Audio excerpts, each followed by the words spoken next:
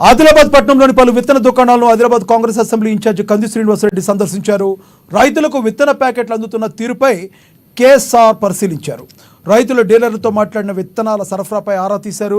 ఆదిలాబాద్లో విత్తనాలకు ఎలాంటి కొరత లేదని, ప్రభుత్వం అన్ని రకాల చర్యలు చేపడుతుందన్నారు. రైతులు ఆందోళన చెందాల్సిన అవసరం లేదని, విత్తన కేంద్రాలకు వచ్చి సాఫీగా తీసుకువెళ్లవచ్చునని సూచించారు. ఎన్ని కావాలంటే అన్ని ఇవ్వడానికి డీలర్లు సిద్ధంగా ఉన్నారన్న కంది శ్రీనివాసరెడ్డి, రైతుల ఇబ్బందులు దూరం చేయడమే తమ ప్రభుత్వం యొక్క లక్ష్యమన్నారు.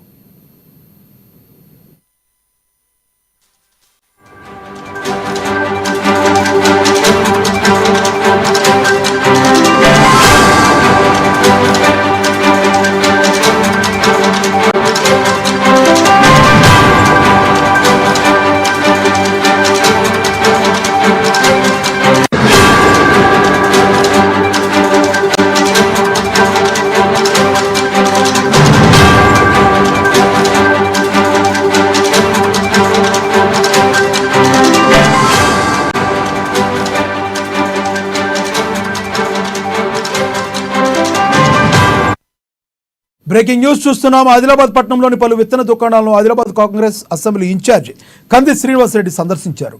రైతులకు విత్తన ప్యాకెట్లు అందుతున్న తీరుపై కేఎస్ఆర్ పరిశీలించారు.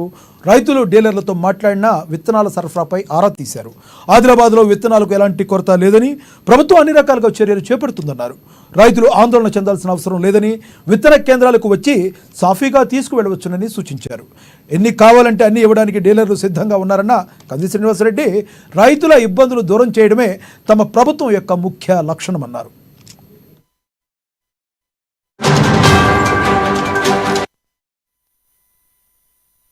ఈరోజు రైతే రాజ్యం అనేటువంటి కాంగ్రెస్ ప్రభుత్వం ఆదిలాబాద్ ప్రజలకే కాకుండా తెలంగాణ అంతటా ఎక్కడా కూడా పత్తి విత్తనాల కొరత రాకుండా అద్భుతంగా ప్రభుత్వ యంత్రాంగము, ఆగ్రో డీలర్లు అందరూ కలిసి మెలిసి బ్రహ్మాండంగా పనిచేస్తా ఉన్నారు.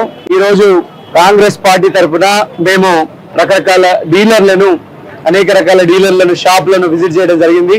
రైతులకు పత్తి విత్తనాలు ఎట్లా సప్లై చేస్తున్నారో పరిశీలించడం జరిగింది. రైతన్నలందరికీ మేము ఒకటే చెప్తా ఉన్నాం, ఎక్కడ కూడా విత్తనాల కొరత లేదు.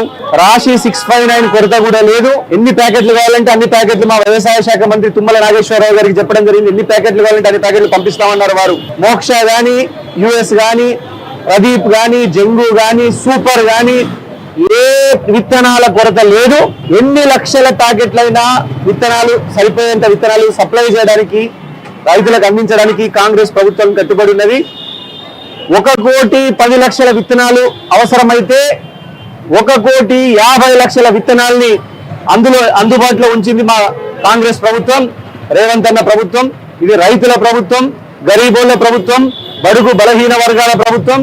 ఖచ్చితంగా ఎంత పత్తి విత్తనాల డిమాండ్ ఉన్నా కూడా అందించడానికి ప్రభుత్వం సిద్ధంగా ఉన్నది.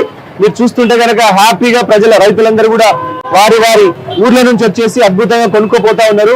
విత్తనాలు అందరికీ సప్లై అయిన తర్వాతనే మానవతా దృక్పథంతో మా రేవంత్ అన్నని కూడా కోరుతా ఉన్నాం. అన్న మరి చాలా మంది మహారాష్ట్ర నుంచి వస్తా ఉన్నారని. సో తెలంగాణ రైతులు అద్భుతంగా వారు విత్తనాలు నాటిన తర్వాత ఏమైనా మిగిలిపోయిన ప్యాకెట్లు ఉంటే అప్పుడు కూడా తప్పకుండా మహారాష్ట్ర రైతులకు ఏమైనా హెల్ప్ చేద్దామని చెప్పడం జరిగింది వ్యవసాయ శాఖ. సో ప్రజలందరూ కూడా ఇంత బాగా సహకరించినందుకు, మీరు ఇంత బాగా ఉన్నతంగా మంచిగా ఆలోచిస్తున్నందుకు నేను చాలా సంతోషంగా ఉన్నది. తప్పకుండా ఈ వర్షాకాలం అద్భుతంగా ప్రతి ఒక్కరు పత్తి విత్తనాలు మంచిగా నాటుకొని మంచి పంట తీసి ఆదిలాబాద్ పేరుని ఆసియా ఖండం మొత్తంలో మరొకసారి మోగించాల్సిందిగా